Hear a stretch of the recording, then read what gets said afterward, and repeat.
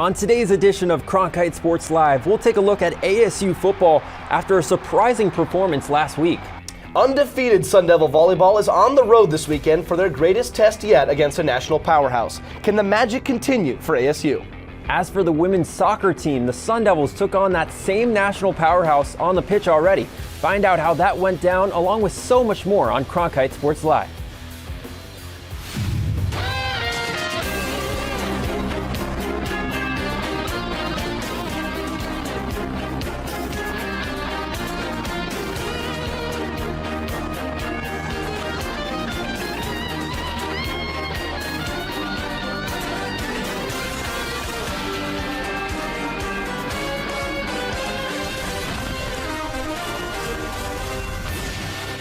If having Cronkite Sports Live is wrong, then I don't want to be right. How's it going, folks? Riley Swenson alongside Jonah Krell, live from Studio 6 in downtown Phoenix. And Jonah, don't look now, but ASU football, they kept it close against USC last weekend. Some might consider that a win. Yeah, absolutely, Riley. I mean, ASU fans were just simply looking for signs of life from the team, and they got plenty more than that. And the fans also showed life themselves at Mountain America Stadium, and head coach Kenny Dillingham sure did appreciate that. So I just want to say thank you to the fans again. That atmosphere was electric. Our players felt it. That's what college football is about. So thank you to everybody who showed up and was loud and supportive of the football team. The crowd definitely made its presence felt, and even the Trojans were rattled. Luckily, our WCSN football reporter, Sean Brennan, was not. You were working hard in the press box that night. Sean, thanks for joining us. Always happy to chat. Of course. And now I mentioned USC was a little rattled. Tell me about that atmosphere and what the impact was on the actual game. Oh, it was loud. The student section was packed. There was over 54,000 fans, and it undoubtedly had an impact on the game. On its first offensive drive alone, USC was guilty of 2 pre-snap penalties just because of how much noise the Sun Devil faithful was making, and that energy would carry on throughout the whole game. USC, finished with 5 of those pre-snap infractions, and after the game, Kenny Dillingham said that this is what activating the Valley looks like. You know, the fans really created a home field advantage, and the Sun Devils fed off it. They played their best game of the season against USC. And they activated the Valley, but they couldn't activate the upset, just coming up close, keeping it close until the end. But what were some of the positives that you took away from the game? Well, the most obvious bright spot is the strides that the offense made. Going into that USC game, ASU hadn't scored a single point in its last 6 quarters, so putting up 28 and over 350 yards against the 5th-ranked team is pretty good. And ASU also only turned the ball over 2 times, which, you know, that's not perfect, but it's a far cry from the 8 times they turned over the ball against Fresno State 2 weeks ago. And on top of that, the defense played about as well as it could against USC's red-hot attack. So there's really a lot to be optimistic about in Tempe. Taking strides, baby steps for sure. And then the last little wrinkle of the game, Kenny Dillingham was calling offensive plays for the first time. What do you think that made a difference about? Well, from the start of the season, ASU really hasn't feared any opponent they played regardless of talent, and that showed in Dillingham's play calling. I mean, it was his first game calling plays, but he adopted an aggressive mindset immediately. He kept that Trojans defense guessing, had a lot of trick plays, and that played a big part in keeping the defense rested and ready to go, and they, like I said, had a great game. So, yeah, those gambles really paid off for most of the time. ASU went 3 for 4 on 4th downs and had their most offensive yards in a single game since that Week 1 win against Southern Utah. Now, that all-in-or-nothing approach can backfire at times, so what I'm looking for is to see if Kenny can really get a feel for the right times to really be aggressive in his play calling. Definitely a learning curve for sure. But I think, Sean, we can confidently say, I mean, this was a big improvement, night and day for the Sun Devils. And now our Ben Paris joins us in studio. I'm pretty sure he feels the same way. Ben, what did you notice after watching the film from last Saturday's game? Jonah, the biggest thing for me is how Arizona State was able to utilize Cameron Scadaboo. We've seen it all season long. This guy's run the ball. He's passed the ball. He's caught the ball. He's even punted the football. But I want to take a look at 4 plays from the game against USC, starting with this one right here. We're going to see a 4th down. We're going to see Scadaboo under center. And almost every single time he's been under center so far this season, he's run the ball. But not this time. He moves towards the right side of the field. There's Elijah Badger. These 2 defenders don't know who's supposed to pick him up. He's just going to keep moving into some open space.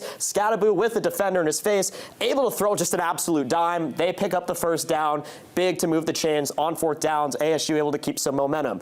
Now on this next play, we're going to see Scadaboo under center again, but this is just going to be the simple Wildcat. We've seen it all season long, but he picks up a lot of yards here. Looks like he's just going to go straight down the middle, but all the linemen are going to move left. He's going to move to his right. Lots of open field with the wide receivers at the top of the formation, and there's another 20-25 yards for Arizona State. Moves the chains yet again, and these are really things that have kept momentum going for Arizona State. These next two are part of his series. This one, 3rd and 6 at midfield. Drew Pine just going to give him the simple pitch. He's going to work up the far side of the field. Scadaboo's just going to get the ball, whatever. Not a super big deal, but what ASU does is they run this play 2, 3, 4 times again in the second quarter, so that later in the drive, once again, still in the second quarter, everybody thinks he's going to that side of the field, but he's actually going to pass the ball. Drew Pine is going to go this way. He's got 4 defenders in his face, so Drew Pine has plenty of space to get the pass from Scadaboo, move the chains on 2nd down. And the thing is that these kept drives going for ASU all game long. Scadaboo is such a dynamic guy that you never know what he's going to do with the football. When he's under center, is he going to run it? Is he going to pass it? You never really know. So it keeps some of the top teams in the nation, like USC, on their toes, and that's how ASU was able to stay in this game, and that's just the creative play calling that Kenny Dillingham has tried to have. All right, so Cal football, the darlings of being mediocre to bad for the last decade plus, right? Not so fast this year. With a 2-2 record so far, the Golden Bears have shown some strides this year to make them, as crazy as it sounds out loud, a 12.5-point favorite over the Sun Devils tomorrow. WCSN football reporter Kevin Malater has more on the NorCal opponent. The first road test of the season for Sun Devil football is the California Golden Bears. For Cal, long gone are the days where Aaron Rodgers was introducing himself to the nation, or Jared Goff was lighting up school records on his way to becoming the #1 overall pick. And who could forget Beast Mode and his famous joyride across the turf at California Memorial Stadium. That's one of the more ridiculous things I've ever seen. But things have changed in Berkeley over the last few years, and not for the best. Now in his 7th season at the helm, Justin Wilcox is yet to record a winning record in Pac-12 play, and has his team alternating wins for their first 4 games of the season. However, the Bears come into this one with a reinvigorated offense. Led by the return of offensive coordinator Jake Spavital, he features a designed 2-quarterback system and a strong ground game. In an offensive-focused conference like the Pac-12, the Golden Bears move the football in a different way, using the ground game to their advantage. Cal ranks 3rd in the Pac-12 in rushing yards per game, led by sophomore sensation Jaden Ott, who's 2nd in the conference in that category. Ott was a bright spot a season ago in a year full of struggles for California's offense, and this year he's just as successful despite missing the team's Week 3 game against Idaho due to injury. On the defensive side of the football, the Golden Bears have shown signs of life. Sure, they are coming off a week in which they gave up 59 points to now 7th-ranked Washington, but prior to that, Cal had given up 17 points per game, a good sign for an offense that gave up just under 24 in 2022. Justin Wilcox's defense has forced 11 turnovers so far, with Caleb Elarm's Orr being the guiding force for success, recording an interception and a forced fumble through 4 games. All in all, this Cal team is much more balanced than they have been in years past, making Saturday's trip to Berkeley no easy task for the underdog Sun Devils. For Cronkite Sports, I'm Kevin Malater. Thank you, Kevin. Feels like that game on Saturday could be closer than what the experts think. If you're an Arizona State athletics fan, no matter the sport, your focus should be in California this weekend. To highlight the plethora of Sun Devils making their way out west, we send it to Justin Lacertosa with another edition of Sun Devil Destinations. Previously on Sun Devil Destinations, I took the liberty of being your tour guide as we embarked on a journey across the West Coast. This time around, we're headed to the Bay Area, where the Sun Devils have a jam-packed weekend ahead.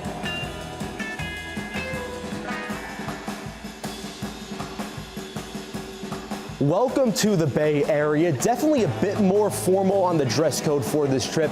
That's besides the point, though. We are here at Stanford University, the home of the Cardinal. Sun Devil Soccer arrived in the Bay early as number 3 Stanford narrowly came out victorious 2-1. Arizona State hung in with the national powerhouse through the thick and thin, but it wasn't enough to topple Stanford at the Farm.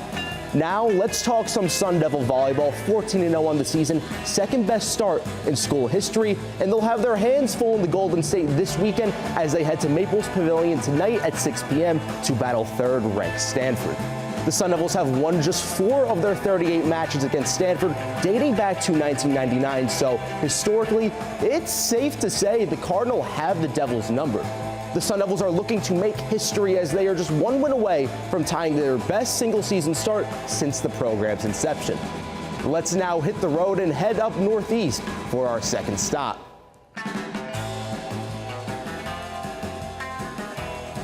We are now here in Berkeley, where Kenny Dillingham and his squad will be welcomed by the California Golden Bears on Saturday at noon as they look to avenge themselves in their second Pac-12 matchup.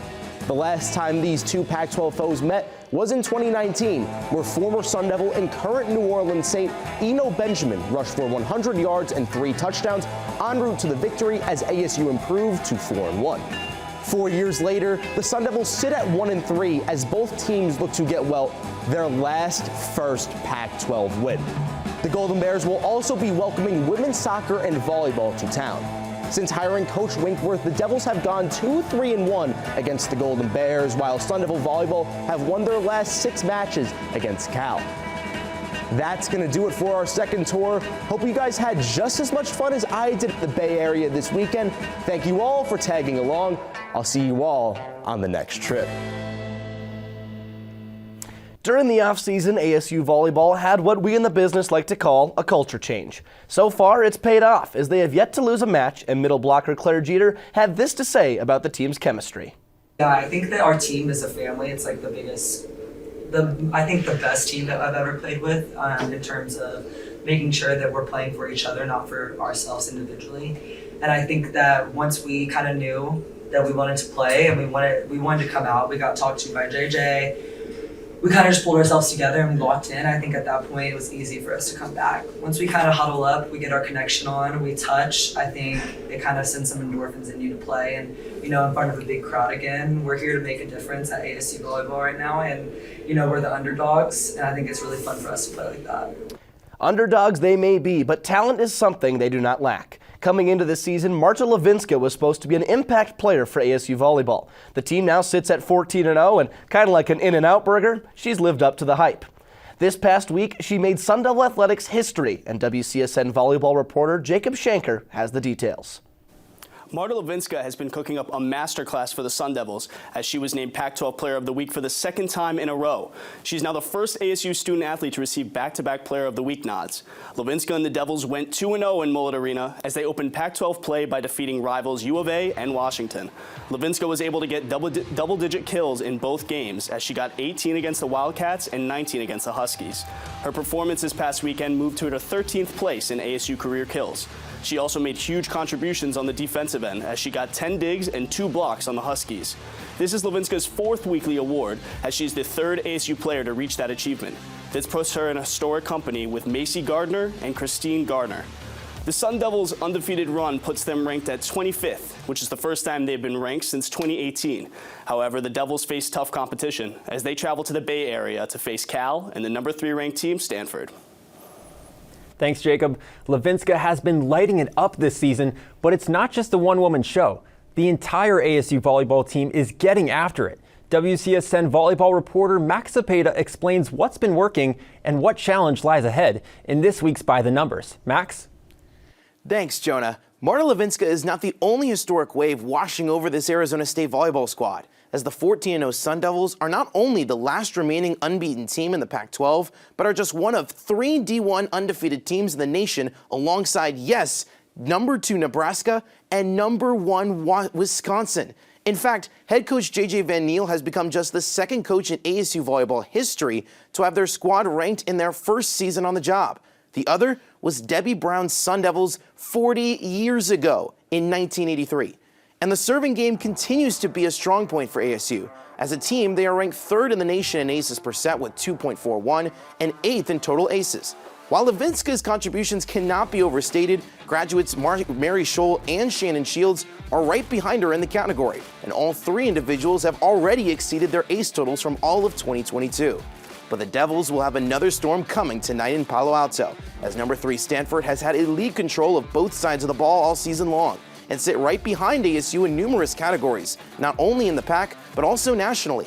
Both teams are just 2 of 7 schools in the country to be hitting better than 300 on the season, thanks to the efforts of defending Pac-12 Player of the Year Kendall Kipp and defending Setter of the Year Cami Miller. Now these are the numbers going into tonight's ranked matchup, and as you can see, both aces per set and hitting percentage point heavily in the Sun Devils' favor, while on the opposite side of the ball, the numbers are closer to even between the two. And as we sit mere minutes away from the first ranked matchup for the Maroon and Gold in 5 years, these numbers may just be the key for ASU to shock the volleyball world and claim its first top 5 victory since it knocked off the then second-ranked Texas Longhorns in 2013. Guys?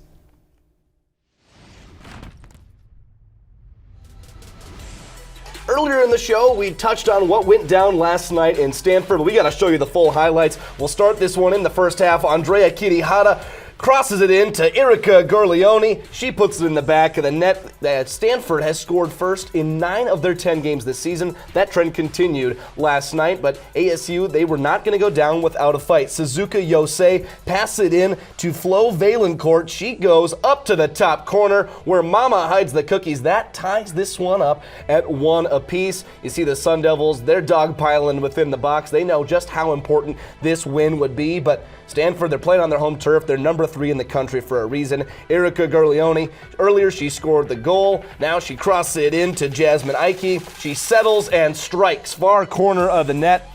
Makes it 2-1 Stanford late in the second half, her 5th of the season. You can see the shot of the crowd. They're getting excited. The Sun Devil volleyball team was in attendance, although you don't see them in the picture right there.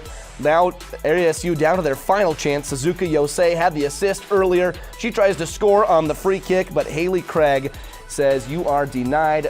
Sun Devils fall 2-1.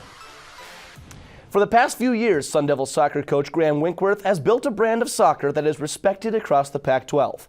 Now the conference is coming to an end, meaning he has one last trip through the league. WCSN soccer reporter Gabby Chernoff gives us a look back on Winkworth's time in the Pac and just what his brand is. In November of 2016, ASU announced Graham Winkworth as the new head coach of ASU women's soccer. Prior to his arrival in Tempe, he spent 10 years as North Alabama's head coach and 4 years transforming the South Alabama program. Through 7 seasons, Coach Winkworth has led the Sun Devil soccer team to 2 NCAA postseason appearances, 3 consecutive seasons with a winning record, and boasts an impressive unbeaten record in Pac-12 openers. A key component in Winkworth's coaching success is his attention to international recruitment. This season alone, 15 of the 31 players on the ASU roster are from countries outside of the United States, most notably German goalkeeper Pauline Nels. Nels shut out the Oregon State Beavers in the team's Pac-12 opener and currently leads all Pac-12 goalkeepers with her .884 save percentage. Winkworth believes the sophomore is already one of the best keepers in the country, and her impact on the program has been nothing short of impressive. But Winkworth's keen eye for international players isn't his only approach to coaching that helps make the team successful. Winkworth's focus on an attack-heavy playing style and special attention to getting his players on the ball has created a more competitive offense with more scoring opportunities, a key component in ASU's success as a soccer program. The Sun Devils earned their first loss of the Pac-12 season to number 3 Stanford last night, moving to 1-1 in in-conference play.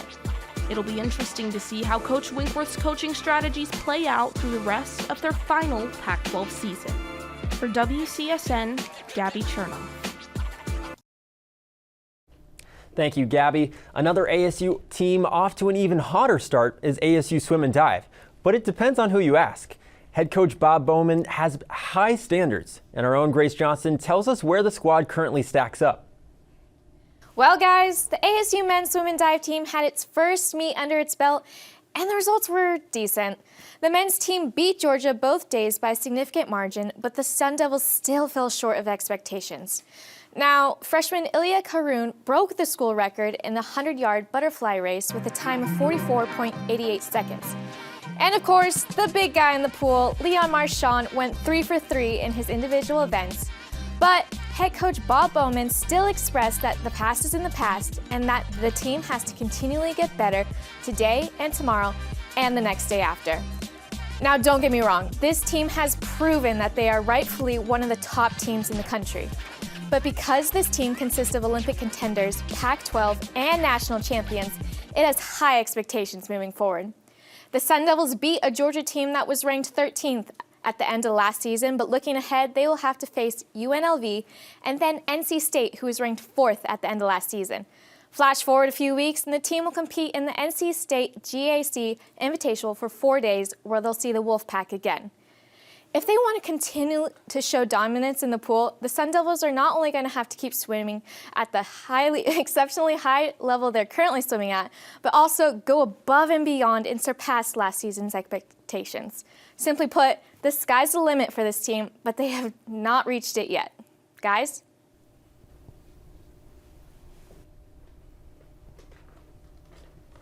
Thanks, Grace. Also this weekend, ASU swim coach Bob Bowman will be inducted into the International Swimming Hall of Fame alongside his star swimmer Michael Phelps. ASU Swim isn't the only team on campus with some lofty goals this upcoming season. In the words of DJ Khaled, let's go golfing. The fall season is just getting underway, and here is FIFA Leopakdi with thoughts on the start to his Sun Devil career.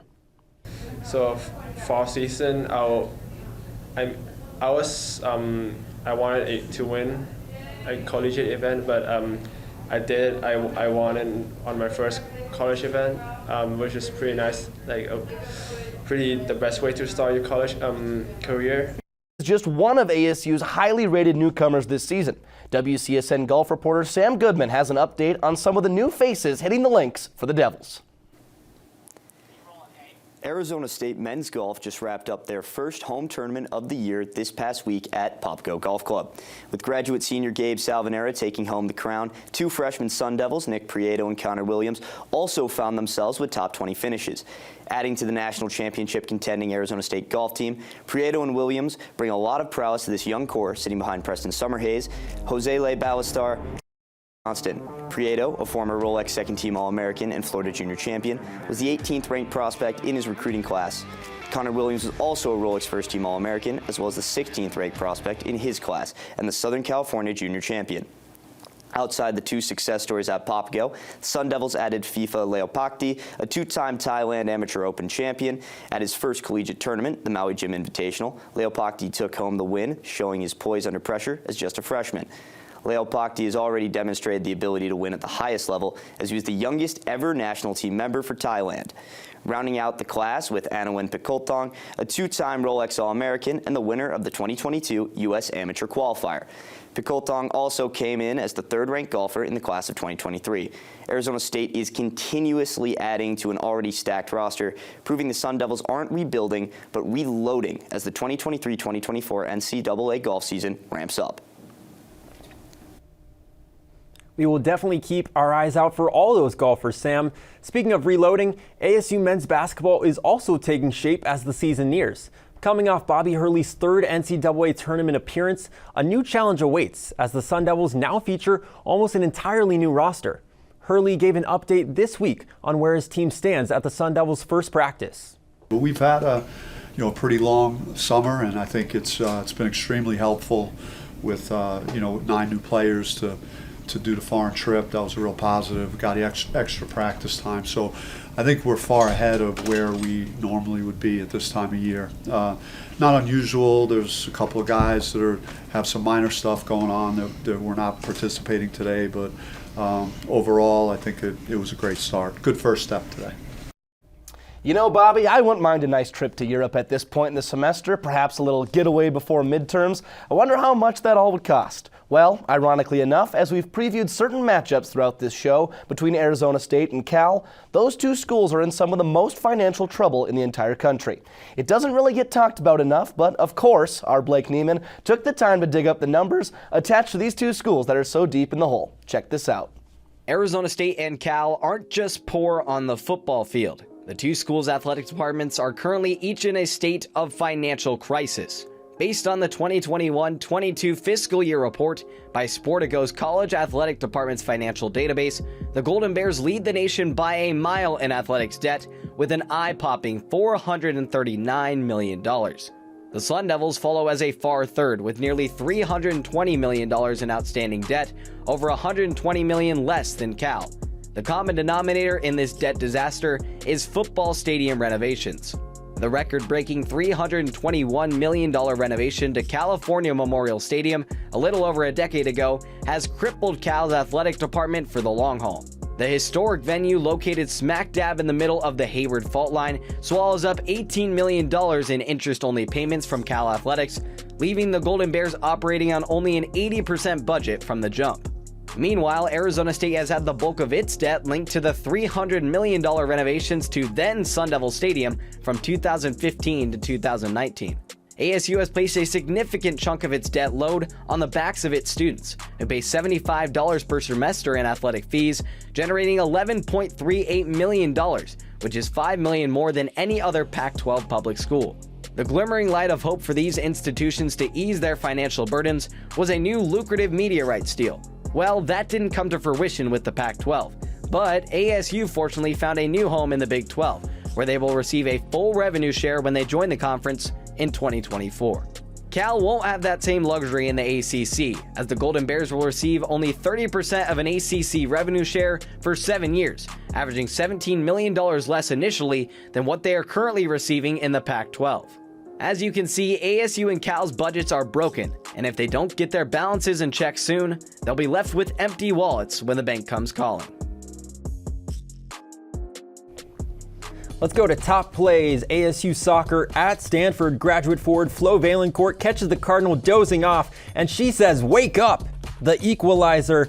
Sun Devils would fall 2-1 to Stanford. At number 4, we head to the football field. Drew Pine in the pocket. He's going to sling this one out to his man Cam Scadaboo. And what can't this guy do? He runs, he throws, he catches, apparently goes to gymnastics as well, because he keeps his balance all the way to the house, 52 yards, and sometimes the Trojan just can't get the job done. Number 3, ASU men's swim and dive. Ilya Karun, look at that at the top of your screen, 100-yard butterfly, and this is going to be an ASU record. Sorry to play spoiler. The first traditional length swim meet for Karun, just his second collegiate meet overall in 44.88 seconds. Bob Bowman just continues to turn out gems. The men would take down Georgia 183-117. Number 2, let's head to the mullet, but not for hockey. We're playing volleyball. ASU taking on Washington, and holy Shannon. She pounds that one into the ground. ASU goes on to win 3-1 over the Huskies. Number 1, we go back to Mountain America Stadium. Drew Pine, he was struggling up to this point, but he's going to float one up to Elijah Badger, and Badger brings it down. That was the first touchdown by the Sun Devils in the second half all season long, but the Trojans, they would hang on and win 42-28. All right, Riley, Cal, 12.5-point favorites this weekend. You think they cover? I'm not much of a betting man, but I feel like it's going to be closer than that 12.5. All right, and this guy is going to turn 21 soon. He's going to be able to do that kind of stuff soon enough. Well, we'll see. All right, but that'll do it for us here in Studio 6. For everyone behind the camera and in the studio, for Riley Swenson, Jonah Krell signing off, saying so long.